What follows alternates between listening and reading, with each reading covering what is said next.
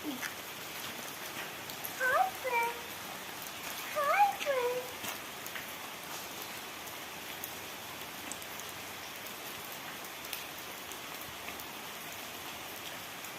Friends, நம்ம இப்போ பார்க்க போகிறது என்னன்னா ரசக்காய்.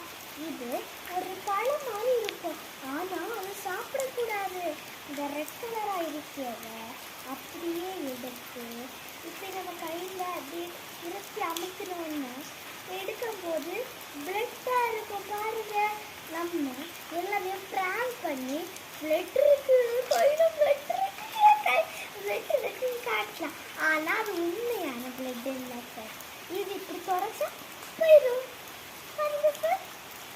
இப்படி உங்களுக்கு எடுத்து நீங்கள் ப்ராங்க் பண்ணலாம்.